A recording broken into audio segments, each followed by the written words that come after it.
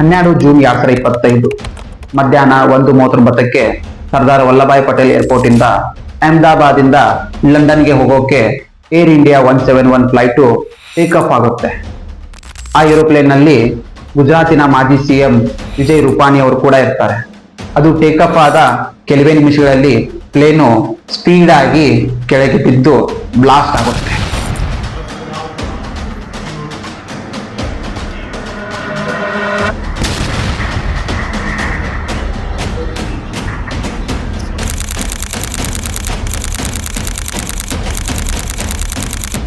Hi friends, ನನ್ನ video ಇಷ್ಟವಾದರೆ like ಮಾಡಿ, ಶೇರ್ ಮಾಡಿ, ಸಬ್ಸ್ಕ್ರೈಬ್ ಮಾಡಿ. ಏರ್ ಇಂಡಿಯಾ 171 ಫ್ಲೈಟು ಕ್ರ್ಯಾಶ್ ಹೇಗಾಯ್ತು ಅಂತ ನಿಮಗೆ ಡೀಟೇಲ್ ಆಗಿ ಹೇಳ್ತೀನಿ. ವಿಡಿಯೋನ ಪೂರ್ಣವಾಗಿ ನೋಡಿ. ಅಹಮದಾಬಾದ್ ಇಂದ ಲಂಡನ್ಗೆ ಹೋಗಬೇಕಾದ ಏರ್ ಇಂಡಿಯಾ ಫ್ಲೈಟ್ ಅಲ್ಲಿ 242 ಮೆಂಬರ್ಸ್ ಇರ್ತಾರೆ. ಅದರಲ್ಲಿ 230 ಮೆಂಬರ್ಸ್ ಪ್ಯಾಸೆಂಜರ್, 12 ಮೆಂಬರ್ಸ್ ಕ್ರೂ ಮೆಂಬರ್ಸ್ ಇರ್ತಾರೆ. ಫ್ಲೈಟ್ ಟೇಕ್ ಆಫ್ ಆದ ಕೆಲವೇ ನಿಮಿಷದಲ್ಲಿ ಸೌಂಡ್ ಆಗೋಕೆ ಸ್ಟಾರ್ಟ್ ಮಾಡುತ್ತೆ. ಪೈಲಟ್ ATC ಅವರಿಗೆ ಇನ್ಫಾರ್ಮ್ ಮಾಡೋಷ್ಟರಲ್ಲಿ ಅದು ಹೋಗಿ ಕ್ರ್ಯಾಶ್ ಆಗುತ್ತೆ. ಅದು ತುಂಬಾ ಎತ್ತರ ಕೂಡ ಹಾರಿದ್ದಿಲ್ಲ.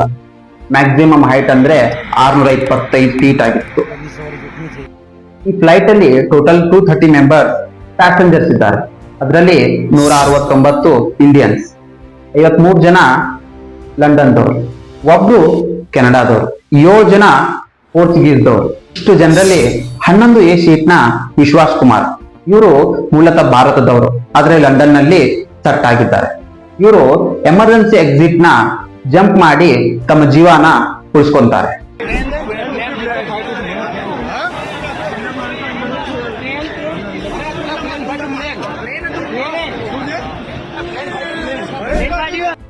ಏರ್ ಇಂಡಿಯಾ ಫ್ಲೈಟ್ ನ ಪೈಲಟ್ ಆದ ಸುಮಿತ್ ಸಬರ್ವಾಲ್ ಮತ್ತು ಕೋ ಪೈಲಟ್ ಆದ ಕ್ಲೇವ್ ಕುಂದರ್ ಕೂಡ ವೆಲ್ ಎಕ್ಸ್ಪೀರಿಯನ್ಸ್ ಇದ್ದವರೇ.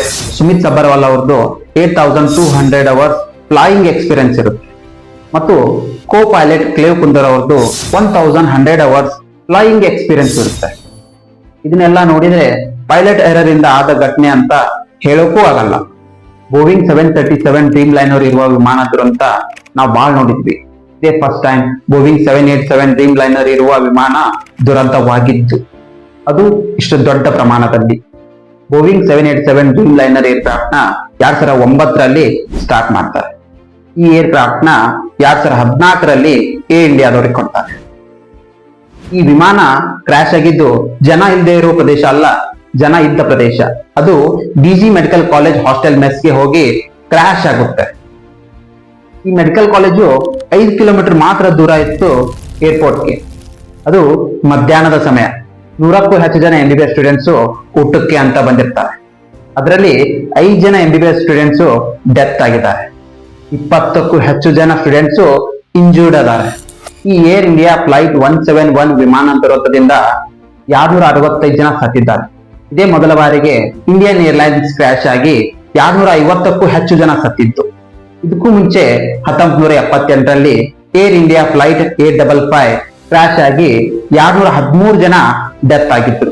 ಮತ್ತೆ 1988ರಲ್ಲಿ ಇಂಡಿಯನ್ ಏರ್ಲೈನ್ಸ್ ಫ್ಲೈಟ್ 113 ಕ್ರಾಶ್ ಆಗಿ 133 ಜನ ಡೆತ್ ಆಗಿದ್ರು.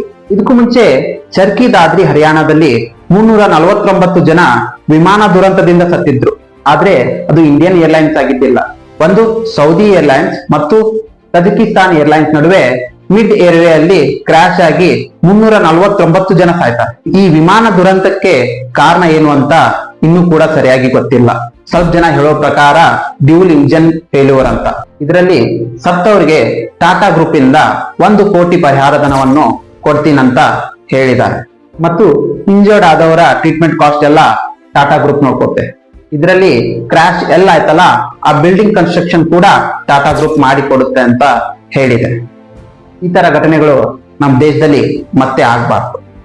ಇದು ಒಂದು ನಮ್ಮ ದೇಶಕ್ಕೆ ದೊಡ್ಡದ್ದು ಅಂತ. ಆ ಸತ್ತವರ ಆತ್ಮಕ್ಕೆ ಶಾಂತಿ ಸಿಗಲಿ.